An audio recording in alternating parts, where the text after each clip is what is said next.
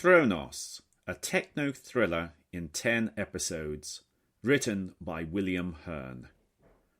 Narrated by the author.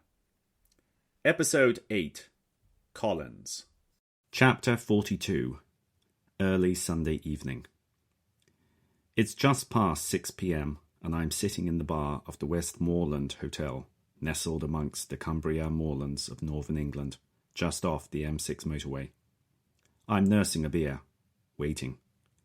It's already pitch black outside, and the temperature is rapidly dropping towards zero. Fortunately, there's a roaring log fire to provide some warmth and comfort. Within an hour of landing at Heathrow, I had received an anonymous text message. It provided directions to the hotel, then told me to check in and wait in the bar. Further instructions will then follow, was the final sentence of the text. Although there's been no announcement from Atlanta regarding Regan yet, I'm treating it as just a matter of time.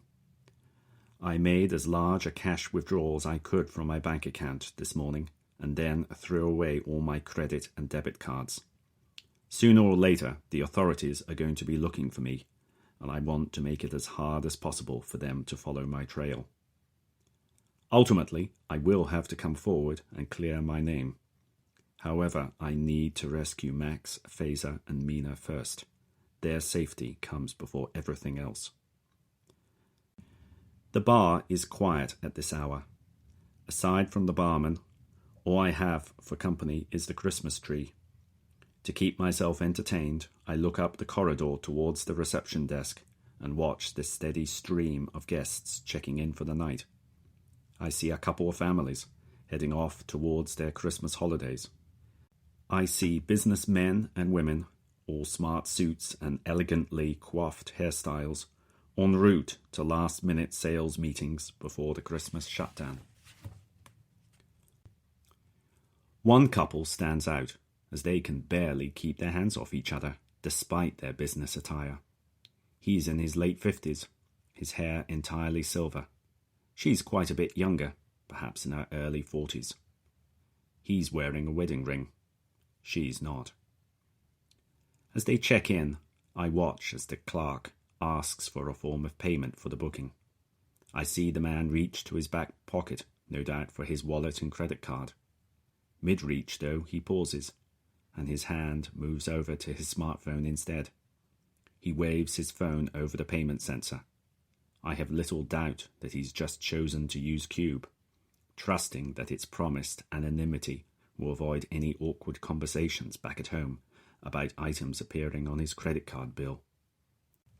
If only he knew, I think to myself. If I had the inclination, I would be able to find his transaction on the global ledger, and with a little work, identify his name, company, and home address.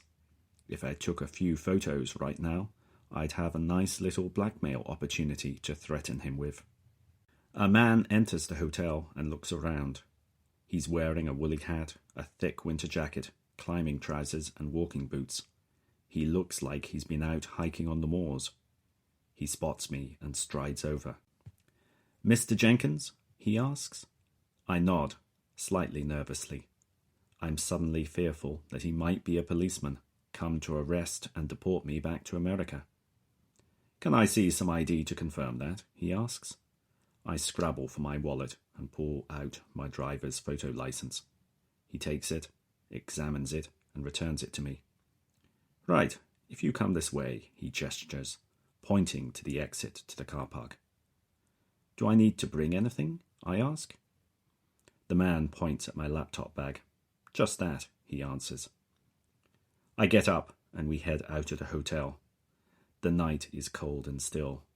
A near full moon hangs over the moor, casting silver shadows onto the hills all around us.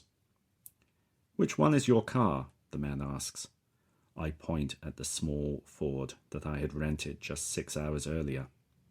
"We'll take yours, if you don't mind," the man says. As we get to the car, he stops. "I'm sorry, but I'm going to have to search you," he says. "Check you're not carrying anything unnecessary." I spread my arms wide and stand with my legs apart. The man gives me a thorough pat-down. He searches through my laptop bag as well. He finds my cell phone in one of my pockets. "I'm going to borrow this for a couple of hours," the man says. "Don't worry, you'll get it back." He takes the cell phone from me and puts it into his coat pocket. "Now, let's go," he says. "Get back on the M6 and head north." We set off and join the northbound carriageway of the M6. The road is quiet at this time of evening. There are only a few other vehicles on the road, mostly trucks. We drive for about an hour in silence. We cross over the border into Scotland, and the M6 becomes the rather more clumsily named A74-M. We pass the exit for Moffat. Then the man suddenly speaks. "Get ready to turn off," he says. "Turn off?" I ask, confused. "But the next junction isn't for miles." "Get ready to turn off the motorway," the man repeats. "In 5, 4, 3, 2, 1, now." I slow the car and pull onto the hard shoulder. We coast along for about 100 meters. "Stop now," the man orders. I pull up beside a large double metal gate. A substantial padlock and thick chain make sure that the gate remains shut. There's another road on the other side of the gate, a minor road leading to who knows where. There are red circular no entry signs on either side of the gate. Underneath each sign is another, a text sign with the text, "Unauthorized entry will result in prosecution," written in bold red letters, just in case anyone misunderstands the no entry sign. "Get out," orders the man. "Climb over the gate. My associates will take you the rest of the way. I will take your car back to the hotel." I get out. As I do so, a pair of headlights turn on. There's a Range Rover waiting on the other side. I clamber over the gate. One of the back doors of the Range Rover opens, and another man gets out. "Good evening, Mr. Jenkins," he says. He's dressed smartly in a suit and tie and knee-length coat. He points towards the back of the car. "Please get into the Rover," he says. There's a slight hint of a Scottish burr to his accent. I get in. Another person is in the car, in the driver's seat. A woman. She is dressed all in black and has long red hair tied up in a ponytail. She appears to be quite short, although it's hard to tell exactly as she's sitting down. I'd estimate she's no more than 5 foot. The woman nods to me, but says nothing. The man goes round to the far side of the car and gets into the other rear seat. "Let's go," he says to the woman. She starts the engine, and the car moves smoothly away from the gate. I'm guessing that this is all being done to ensure that no one is tailing us. Anyone following me in another car would have to drive for miles to get to the next junction of the motorway in order to turn off. We drive along twisty, narrow roads for about 20 minutes. We reach the edge of a woody area and drive up a muddy track, stopping in a clearing. The man switches the light on in the back of the Range Rover and turns to me. "Right," he says. "Show me what you found." I pull out my laptop and walk him through the code. It's not easy to demonstrate in the cramped confines of the car, but I do my best. The man watches intently, but says nothing. Once I finish, he gets out of the car without saying anything. I peer through the side window and see him standing about 5 meters from the car. He's pulled out a phone and is talking to someone. He talks for about a minute and then returns to the car. "Well done, Mr. Jenkins," he says. "There's just a short way further to drive." He pulls something out of his coat pocket. He passes it to me. It's a hood. "I'm afraid, though, that you're going to have to put this on for the rest of the journey," he says. I see no point in arguing. I put the hood over my head. It completely blanks my vision. I can see nothing. I hear the Range Rover's engine start up again, and we begin to move. How long we drive for, I'm not sure, but it's at least another half hour. There are plenty of twists and turns, We seem to be driving on nothing but minor roads. A couple of times we seem to go up sharp inclines, sharp enough that the Range Rover has to change down several gears. Eventually, the car makes a sharp right turn, and I hear a change in the road surface.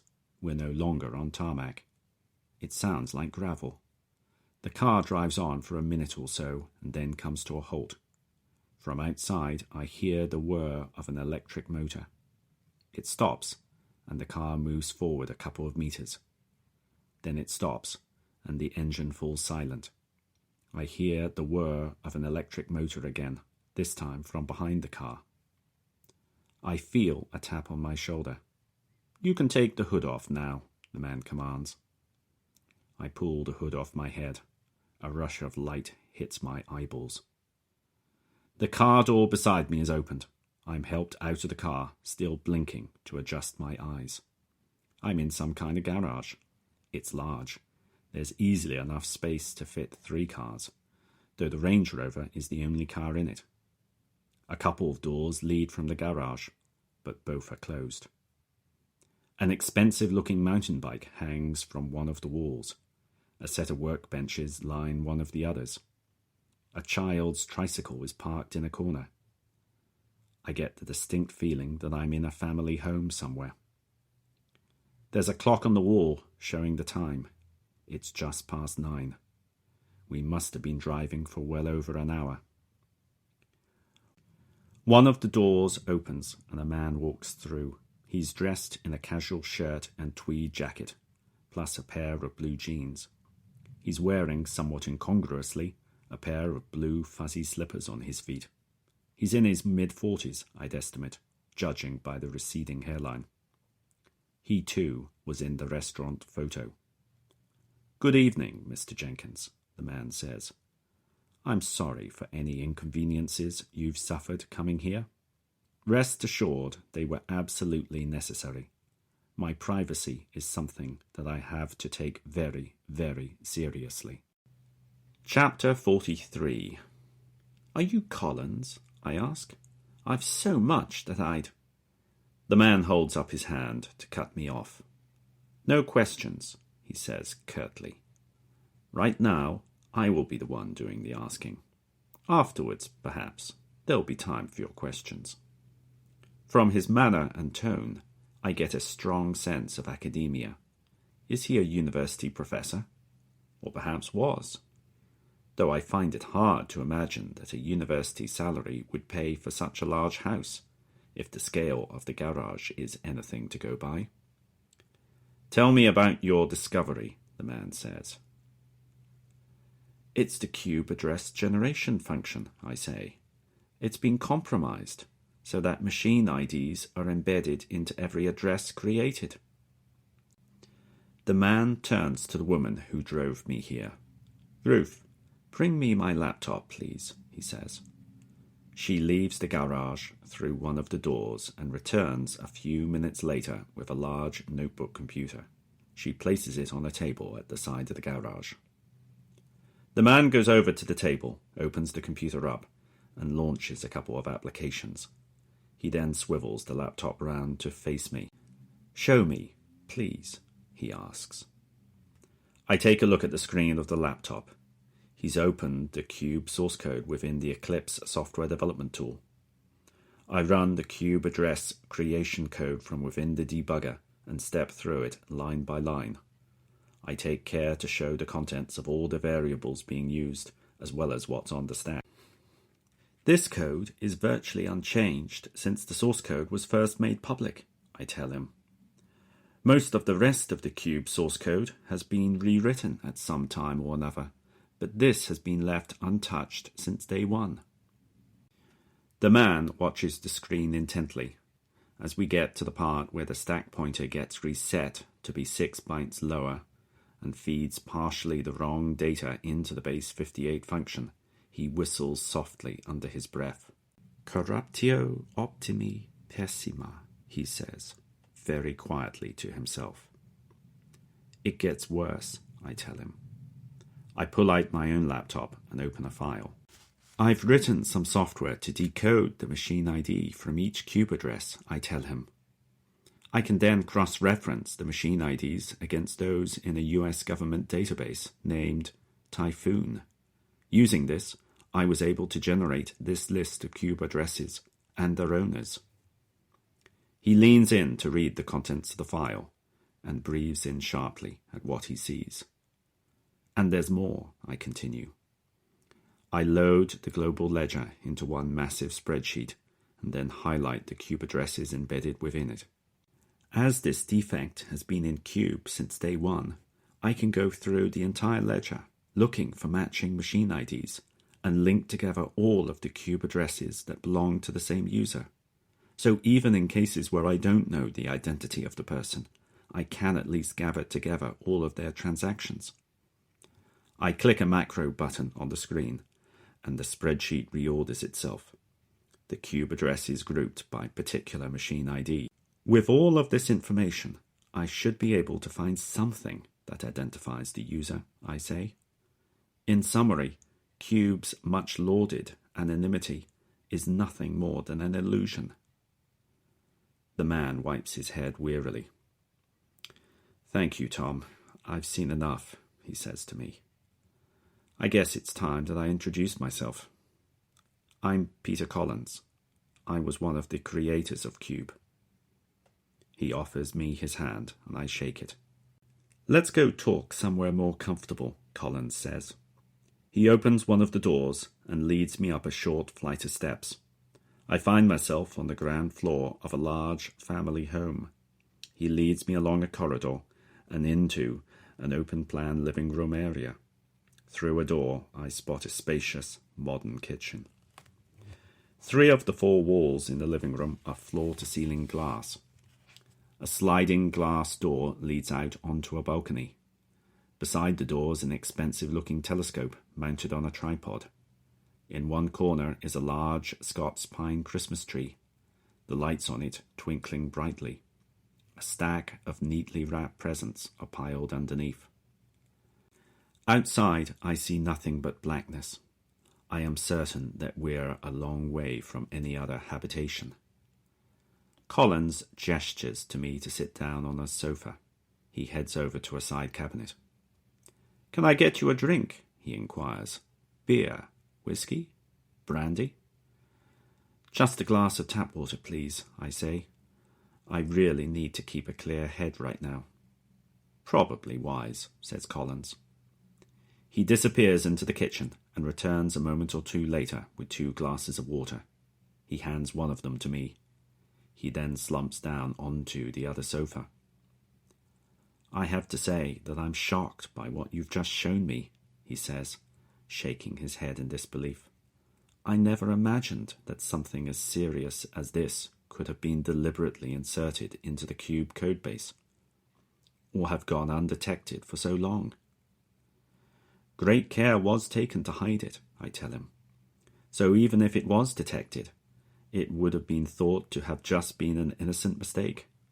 At some point later, the code could have been reintroduced via some other manipulation of the data structures.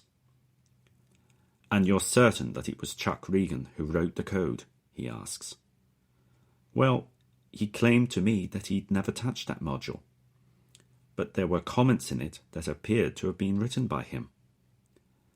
That is a strange thing for him to say, says Collins, puzzled, rubbing his jaw. He most certainly did work on that code. He did much of the programming of the client software. He and Sams wrote most of the software. And then there's the small fact that after I gave him a demo, he tried to kill me, I tell him. Collins visibly flinches as I say the word kill. He came at me, armed with a gun, I say. We fought for it, and it went off accidentally. Killed him instantly, shot through the heart. Collins shakes his head. What a business. I've known Chuck a long time. A very long time. I can't believe that he would betray us. Never like this. His voice trails off, and he appears to be deep in thought. It would explain some things, though, he says, after much contemplation. Chuck was the one who pushed hard to ensure that we published the Cube source code under the MIT open source software license. Originally, we'd planned to use the GNU license instead. He said that it would help ensure that the Cube software was distributed as widely as possible. I nod my head. Cube's use of the permissive MIT software license means that the code can be incorporated anywhere, even into commercial, non-open source software. If the CHRONOS group had gone with the GNU license, then the code could only have been used by other open source software. By championing the MIT option, Regan made sure that his malicious code could spread far and wide. Collins's voice trails off as he descends into thought once more. Then, with a shake of his head, he rouses himself. Well, I can't tell you how pleased I am that you came forward with this, he continues. Frankly, after what you've told me, I'm amazed that you're prepared to trust another of us. Someone I trust totally told me that I can trust you, I answer. But, just in case, I've taken precautions. Precautions? Asks Collins. I spent the flight back from Atlanta compiling a summary of my findings, I answer. Source code, instrumented program output, the code that I wrote to decode machine IDs from the Cube addresses, the lot. All of this information has been placed into emails on the Dead Man's Control website, ready to send to 10 of the biggest news organizations in Europe and North America. If I don't log back into the system before tomorrow night, the emails will be sent automatically. The 10 editors who receive them will think that Christmas has come a day early. Collins smiles and nods. So if you were to suffer some form of accident tonight, he says, the emails would go to the news organizations. I nod. Collins pauses for a moment, thinking before continuing. Well, you did come forward, and for that I, and the rest of CHRONOS, are most grateful. You will be, of course, well compensated for the time and effort you've invested into all of this. And it should be an easy change to make in the codebase. We should be able to credibly pass it off as a minor bug fix. I will... Now it's my turn to cut him off. That's it, I say, in disbelief. You think that you can make the code change, pay me off, and continue as if nothing has happened? Collins shifts uncomfortably in his seat.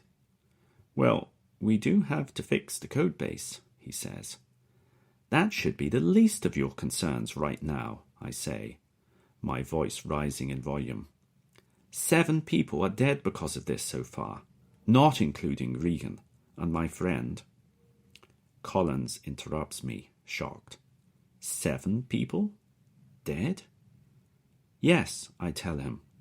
The Russian Bratva, the ones chasing after Cube, killed 6 people at the new Morningstar cyber commune a couple of weeks back. I think that they were trying to capture David Sams, but he escaped. They killed everyone else in the building. Yes, I heard about the commune, says Collins. I thought that it had burnt down accidentally. That was the Bratva covering their tracks, I tell him. I saw the bodies of the people they killed before they returned to start the fire. And who was the 7th casualty, he asks. That's Heath Buckeridge, I answer. Killed 4 days ago in London by the same people. At the mention of Buckeridge's name, Collins groans. Heath's dead, he says. I nod. Shot from point-blank range in the back of the head, I say. Collins puts his hand to his mouth and rises from his seat. He goes and stands by one of the glass walls, looking out into the dark. Heath and I go way back, he says, still staring out into the blackness. I didn't realize that he was mixed up in all of this. There will be more deaths if you don't act, I continue. My friend, his pregnant wife, and her sister are being held captive. They will be next to die unless I give them control of Cube. I need your help to save them. Collins continues to look out into the night. He appears to be barely listening to me, lost in his own thoughts. It wasn't meant to be like this, he says. We knew that if Cube was successful, we'd have to be coy about who we were. We thought that if we were open about everything else, the design, the software, what would it matter if we ourselves were hidden? We had our own families to think about, and our friends. I get up from my seat and walk over to him. The Bratva is getting closer and closer to you, I say. They almost got Sam's at the commune. Sooner or later, they'll find the rest of you. They won't show any mercy. Collins sighs. Yes, you're right, he says. We need to do more. Much more. He pauses to think for a moment. I must talk with the others, he says decisively. We all need to agree on this. He turns and heads towards one of the doors out of the lounge. Please wait here, he tells me, as he disappears through it. Now it's my turn to stand by the windows and look out at the night. I wonder just what Collins has in mind. After nearly half an hour, Collins returns. Come with me, please, he says. I follow him along a corridor and then up a flight of stairs. He leads me along another long corridor to a door at the end. He opens it and leads me through. Inside, I find myself in a massive room, 2 stories tall. It's a study cum library, the largest I've ever seen. 3 of the walls are taken up with elegant floor-to-ceiling custom-designed shelving, stuffed with books and papers. A couple of ladders on rollers provide access to the books in the upper reaches of the room. Outside of a public library, I don't think that I've ever seen so many books together in one place before. The center of the room is dominated by a semicircular desk, also likely custom-made, constructed from some variety of tropical hardwood. The desk is oriented towards the 4th wall, the only one without any shelving. On this wall is mounted the largest monitor screen that I've encountered outside of a sporting arena. It's at least 4 meters wide and a good 2.5 meters tall. It's ultra-high resolution too. I can't make out the individual pixels on the screen, even when I stand up close to it. On the screen are video feeds of 4 men. I realize that I must be looking at the 4 other members of CHRONOS. Collins pulls out a stool for me to sit on, and then sits down in the chair by the desk. Let me introduce you to the rest of the group, he says. He gestures to the rightmost screen with a video feed of a bald-headed, bespectacled man. This is Justin Horowitz. Like myself, he's a mathematician by training, he says. He points at the second screen. This is Ben Orson, our resident cryptographer, he says of the bearded man, who is also sporting a tied-up ponytail. I can see daylight shining onto the wall behind Orson. I presume that he must be somewhere on the west coast of North America, or perhaps somewhere in Australia. Collins moves on. And this is Suresh Nattar, who designed the distributed protocol, he says, pointing to the man in the third screen. Nattar, clearly from somewhere on the Indian subcontinent, waves his arm in greeting. And this is James Oswald, says Collins, now gesturing at the leftmost screen. He's the real economics guru amongst us. Oswald, dressed very casually in a torn t-shirt, nods his head to acknowledge me. Gentlemen, this is Tom Jenkins, says Collins. Little over an hour ago, he demoed to me the flaw in the cube code. I've sent all of you full details so that you can see it for yourselves. I have little doubt that the flaw was deliberately inserted, and that it was done to ensure that IDs were made traceable. Checking the change logs for that module, I see that the code was submitted prior to Alpha Day, and that it was written by Charles. What does Chuck have to say about this? Demands Oswald. Can he offer any kind of explanation? And why isn't he on this call? Charles is dead, replies Collins, matter-of-factly. Tom met with him yesterday and demoed the floor. Immediately afterwards, Charles tried to kill him to protect the secret. Orson lets out an involuntary gasp. The others look shocked as well. Horowitz is first to speak. Regardless of what happened to Chuck, we need to decide what to do, he says. I move that we vote to fix the defect as quietly as possible and continue as we are, our anonymity preserved. I've looked at the code in question, and it's an easy fix to make. We should be able to submit the change under one of our standard developer pseudonyms, and no one would be the wiser. Seconded, agrees Orson. I see Collins clench his jaw, but he says nothing. Peter, interjects Natar. You mentioned that some Russian criminals appear to have had some success with investigating Cube's origins. Yes, answers Collins. According to Tom, they were responsible for the burning down of the new Morningstar commune last month, killing everyone inside. They were after David, though he managed to escape, and is now in hiding somewhere outside of the US. How close is the Bratva to knowing the rest of our identities? Asks Natar. What do they know about us already? Whatever they know, the risk is manageable, says Horowitz. Even if Sams had been captured by the Bratva, he hasn't been part of our group for over a decade. He couldn't give them access to our systems, nor does he know where any of us are currently located. And we all have excellent personal security. Let's hold the vote now and get this over and done with. But you don't know the Bratva, I shout, leaping to my feet. Sams is deathly afraid of them, and so should you. Collins looks at me sharply. No outbursts, please, he says. We're here to make a calm, considered decision. Any more shouting, and I will have to ask you to go back downstairs.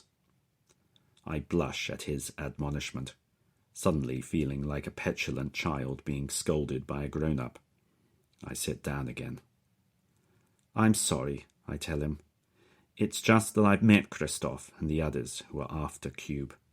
They are incredibly dangerous and ruthless. I don't think that they'll ever give up. Not until they have full control of Cube. Collins turns to face the giant screen again. Before we vote, he says, does anyone have any more questions? The men all shake their heads. Very well, says Collins. I will now ask you to vote by a show of hands. As chair of this meeting, I will only vote in the event of there being a tie.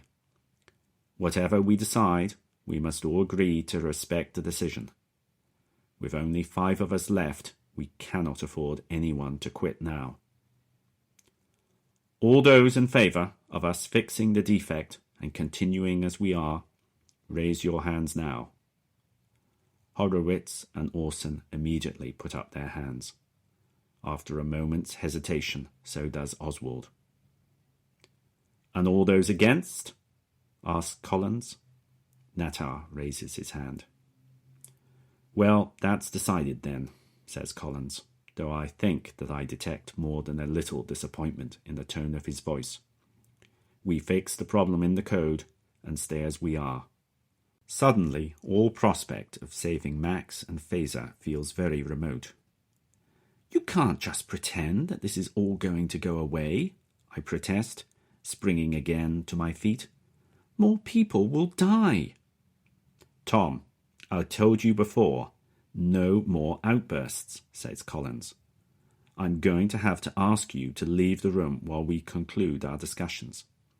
My friends will die, I shout, ignoring his request. You are their only hope of rescue. That's quite enough, bellows Collins, suddenly himself angry. Go downstairs now. He pushes a button on the side of his desk. The users of Cube deserve to know what's happening, I shout back at him. That they're being tracked. I won't let you hush this up. Collins looks stressed. He runs a hand through his hair. I'm sorry, but you leave me no alternative, he says to me before turning to face the screen. Ben, isn't DMC one of the startups you invested in? You mean Dead Man's Control? Asks Orson. Why, yes it is. Collins nods. Good, he says. Tom has some rather incendiary emails regarding Cube loaded into it, due to go out tomorrow evening. Could you arrange for his account to be frozen, effective immediately? Of course, says Orson. I'll see to it right away. No, I shout at him. You can't do that. Yes, I can, says Orson. You should have read the EULA. There's a knock at the door, and another man enters. I don't recognize him. He's tall and powerfully built. If he were entering a competition in the Highland Games, his event of choice would undoubtedly be the caber tossing. Angus will escort you to the cottage, says Collins. You're going to be my guest while we figure out what to do. Guest? I say incredulously. Don't you mean prisoner? Collins winces at my choice of word. Guest, he repeats. It shouldn't be for long. Only a couple of days, hopefully. Think of it as a Christmas vacation.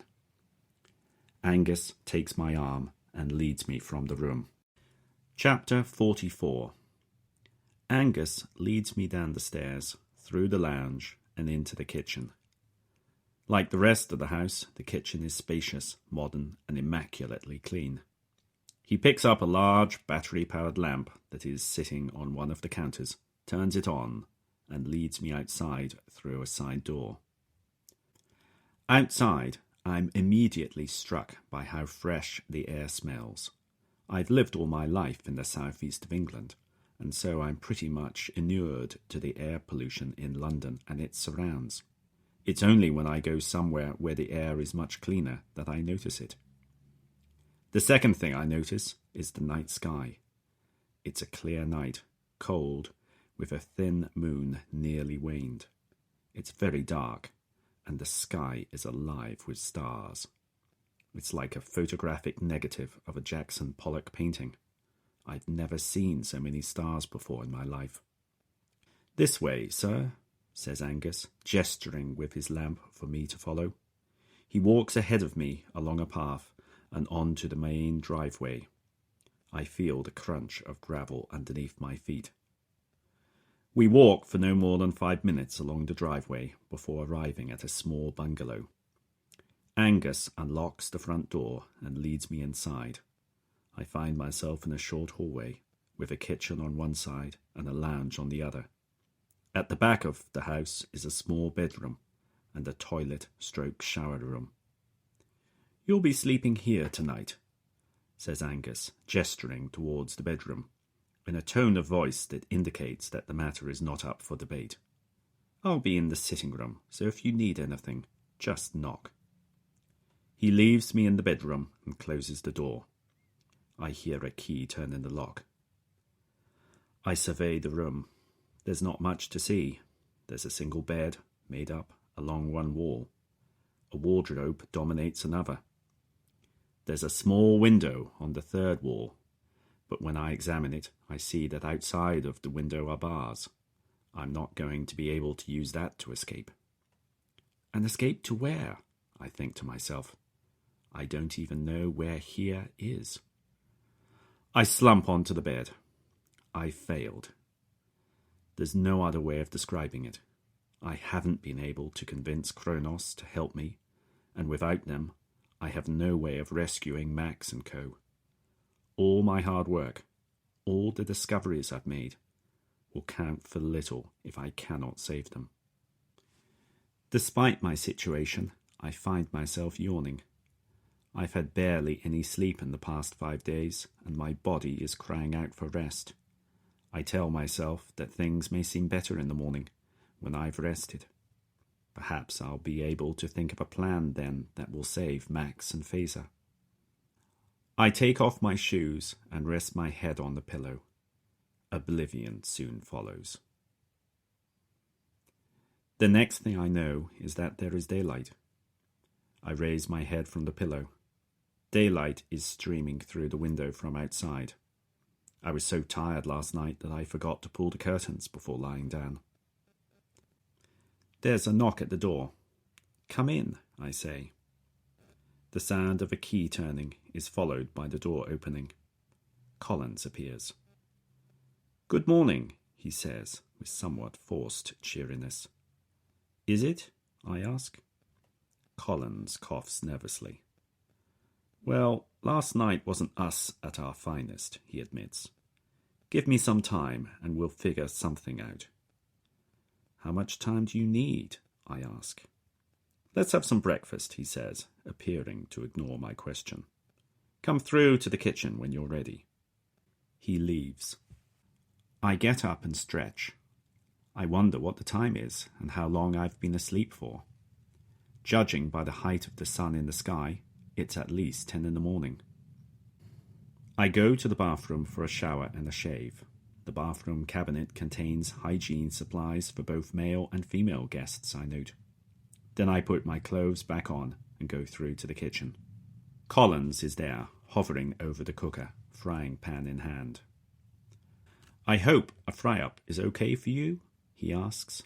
"I quit meat a few years back, as a promise to my wife, but every so often I fall back into bad habits. I come here to cook it so that she can't smell it." "No, that's fine," I reply. During the shower, I decided that I would try to be civil to my incarcerator-in-chief. As with the encounter with Regan, I've a feeling that keeping calm and seemingly cooperative will help my cause more than shouting and swearing. 5 minutes later, Collins is done. He hands me a large plate full of bacon, black pudding, scrambled eggs, tomatoes, and other fried goodness. Having not eaten since my drive up the M6 yesterday afternoon, I'm feeling decidedly hungry. I sit down at the small table in the kitchen, and Collins joins me with a plate of his own. "I lived in the States, in North Carolina, for nearly a decade," says Collins. "Loved it over there. The people, the sun, the lifestyle, everything. The only thing I missed about back here was the bacon. I couldn't stand the way that Americans practically cremate theirs. First thing I do after getting off the plane, coming back here, would be to go and have a proper fry-up. I try a forkful. The bacon does indeed taste good, as does everything else." "So how did you find us?" inquires Collins. "What made you suspect that Mehmet Yilmaz was just a front?" "It was the postings to the forums that made me first suspicious," I answer. "There were variations in them that felt as if they couldn't all have been written by the same person." "Variations?" says Collins, sounding defensive. "But we went to great lengths to standardize our language. We reviewed all messages for consistency before posting. I even wrote a 20-page style guide for the group." "Oh, it wasn't the wording that was suspect," I say, cutting him off. "It was the spacing, especially around the punctuation, particularly hyphens, ellipses, and full stops." Collins clicks his fingers. "Of course," he says. "I never thought to specify that." He shakes his head slowly. "There's always some little detail that gets overlooked. That gives the game away." "Well, if you will take the easy way out," I say, and stay in the shadows. This time, it's Collins' turn to interrupt me. "Easy?" he says testily. "You think that what we did was easy?" "I think you took the easy way out over accountability," I say, holding my ground. Choosing to hide behind the cardboard silhouette that was Mehmet Yilmaz was easy. Much easier than any of the other options you had. "You have no idea," says Collins, his voice trailing off. He stares out of the kitchen window, silent. Finally, he speaks again. As a group, we long discussed how we should announce Cube, he says, and exactly who would claim to be behind it. We argued as much about that as we did over any of the design details. You wanted to avoid accountability? I ask. Well, some of us had reputations to preserve, answers Collins. We weren't at all sure that someone wouldn't discover some fatal flaw in Cube, something unfixable. We didn't want to be the laughing stock of our academic circles, the next Fleischmann and Pons. So you hid in the shadows, I say, while your little puppet, your Mehmet Yilmaz, danced in the spotlight. It wasn't an easy decision to make, he repeats. The group for a long time was more or less evenly split as to what we should do. Finally, most of us were talked around to going with the Yilmaz approach, but not everyone. Was that why Sams left? I ask. He said that he left the group not long after Cube had been published. Yes, it was, he answers. Sams argued louder and more passionately than anyone else for the alternative. But the others won the day. He stuck it out for a while, as a personal favour to me, but in the end he just had to quit. He hasn't spoken to me since. He pauses again and looks out of the window. You were close? I ask. We've known each other since school, he replies. We went through university together, as well as our first jobs. He was my best friend, my oldest friend. It was he who noticed that our initials spelt CHRONOS. He said it at first more as a joke than anything, but the name stuck. Even after he quit, and there were no longer 7 of us. I'm sorry to hear that, I say. And I'm sorry that I said that this was easy for you. Collins grunts, but says nothing in reply. He gazes out of the window, lost in his thoughts. We finish our breakfasts without saying another word. Collins looks at his watch and curses. Damn, I promised to be back at the house 20 minutes ago, he says. I better get moving.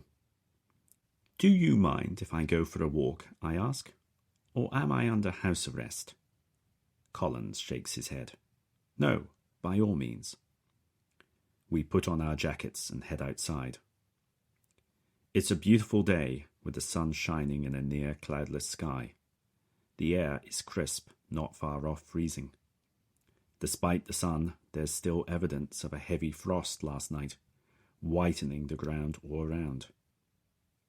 With the daylight, I can finally appreciate the surroundings. The cottage is located close to a small loch. A pine forest stretches around all sides of the water, with just a gap on this side.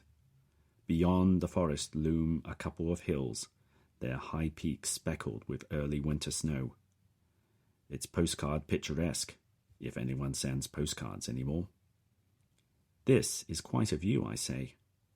Where are we exactly? Galloway Forest Park, he answers. We came here for the peace and quiet about 5 years ago, and the dark skies classification. I can use my telescope here without any of that dratted city light pollution getting in the way. Through a scattering of trees, I can see Collins's main residence, about 500 metres further around the lake. It's partially built into the side of the hill, with great big windows on the second floor looking out onto the waters. Beside the house is a playground, complete with a large wooden play frame and slide. A woman and small child are playing together there. They spot us and wave. Collins waves back. My family, replies Collins. I had better get moving. Aren't you worried that I'm going to try to escape? I ask, still surprised at how readily he's agreed to my request to go for a walk. Not really, replies Collins. We're surrounded by a 10-foot perimeter wall topped by razor wire. There are CCTV cameras covering every foot of that wall. You'll find that the driveway entrance gate is also 10 foot high, and there are 2 guards on duty there at all times. He starts to head off in the direction of the playground, but then turns around. Your best bet to escape would probably be to try swimming across the loch, he says, though it can't be more than a few degrees above freezing at this time of year, and the undercurrents are nasty. Then it's a 30-mile hike to the nearest house. He turns again and heads off. So that would be a no then, I say quietly to myself. Collins seems very confident in his security. Can he really be as protected here as he claims to be? Then again, with his share of the billions of dollars in Cube that the group own, he could buy a small army if he wanted to. I decide to test out his claims and set off through the woods, away from the houses. Sure enough, I soon come to a tall wall, soundly built from stone and mortar. CCTV cameras mounted on poles have been placed every 10 yards or so. Along the top of the wall, razor wire has been wound, an unpleasant surprise for anyone bold enough to attempt to scale the wall. I walk along the side of the wall for a while, more to give myself some exercise than in the serious expectation of finding some gap that I could get through. Besides, where would I go if I did escape? What would I do? My only chance of saving Max and Phaser and Mina is to strike some bargain with CHRONOS. But how? The wall seems to go on forever, so in the end I take my leave of it and head back towards the cottage. Despite it being nearly noon, the wintry sun remains low in the sky and the shadows long. As I walk back through the trees, I ponder my next steps. Getting access to my laptop would be a good first step, as would having my mobile returned to me. Mobile phone. In an instant I recall, and with it a plan. I hasten my pace back towards the houses, breaking into a run as I get closer. Collins and his family are still outside in the play area.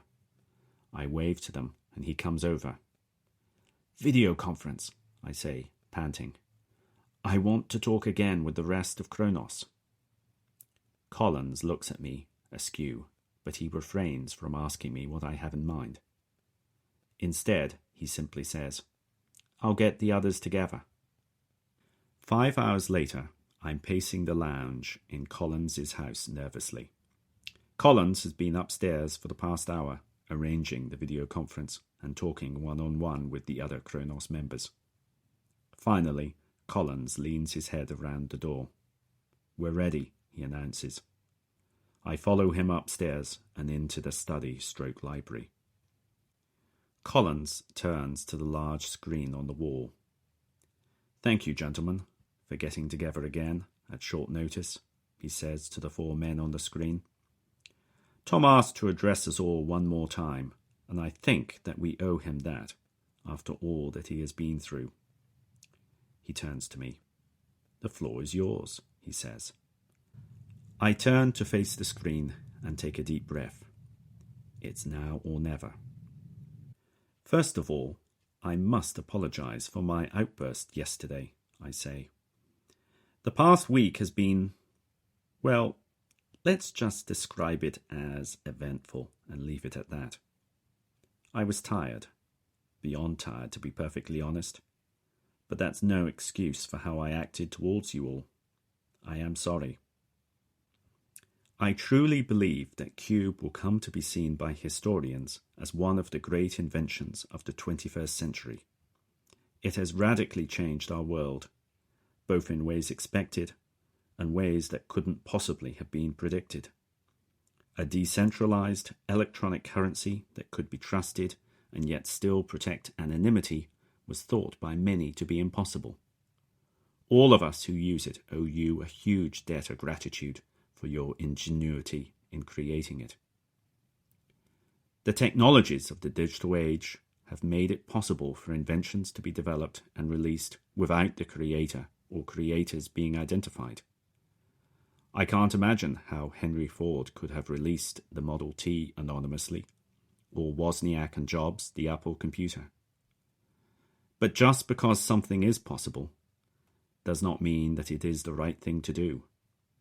By hiding behind the pseudonym of Mehmet Yilmaz, you helped create the conditions that enabled Charles Reagan to introduce his rogue code into the Cube codebase and ensure that it remained undetected for more than a decade. Your continued anonymity has come at a high cost, and not just to the sanctity of the codebase. I know of at least 7 people whose deaths have been caused by those who wish to learn your identities and to take control of Cube.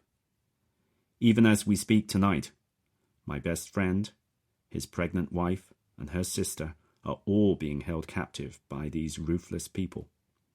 They will only be released if Cube is handed over to them. Just before Regan tried to kill me, I say, he made a phone call. I overheard him refer to the rogue code as the code we planted. Whoever he was talking to was in on the secret. I don't know who it was he was talking to, but you should consider the possibility that it was someone else within CHRONOS. When you were designing Cube, you had to find a solution to the Byzantine general's problem. Regan betrayed both you and the ideals of Cube. From this point onwards, you have to accept that you may have other traitors in your midst. Every discussion you have with each other from now on will need to keep that in mind. When it was launched, it was said that Cube was an electronic currency without need for trust in people or organizations. All you needed was trust in the algorithms and the software that implemented them. But your trust in each other gave Regan the opportunity he needed to make the malicious changes. You can no longer afford to put your trust in each other, not if there are more rogue parties amongst you. Your status quo action that you voted for last night is simply not feasible. Last week, someone I greatly respect told me that although shielding the truth from people might bring short-term benefits, they were always outweighed in the longer term by the loss of trust when the truth emerges. And it always does, sooner or later. The someone who said this to me was Heath Buckeridge. He died last Thursday on London's Tower Bridge. He was shot in the head, his brains blown out, by one of those trying to take control of Cube away from you. I pledge to do everything I can to help you fix Cube so that it can never be subverted again. But I need your help first. Save my friend and his family so that no one else dies as a consequence of your decisions. I'm all out of words. I sit down. Horowitz opens his mouth as if about to speak, but then thinks better of it and closes his mouth again. He remains silent. "Thank you, Tom," says Collins. He seems genuinely pleased, not to say relieved, with my speech. "Would you mind going downstairs? We're going to talk over things some more and then vote on what to do." I leave the room and return to the lounge. I sit down but find myself unable to relax. I end up pacing back and forth, wondering what else I could have said to the CHRONOS group to influence their decision. Then I count the lights on the Christmas tree to distract me. There are 44. I return to pacing up and down. Finally, Collins returns. "We've agreed to help you," he tells me. "I know how all of this can work," he says, "but you need to follow my instructions exactly. Is that clear?" "Absolutely," I say. "And you promise to work with us afterwards, for as long as necessary?" asks Collins.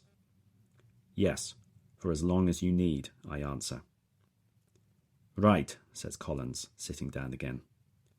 He leans forward and stares me straight in the eyes.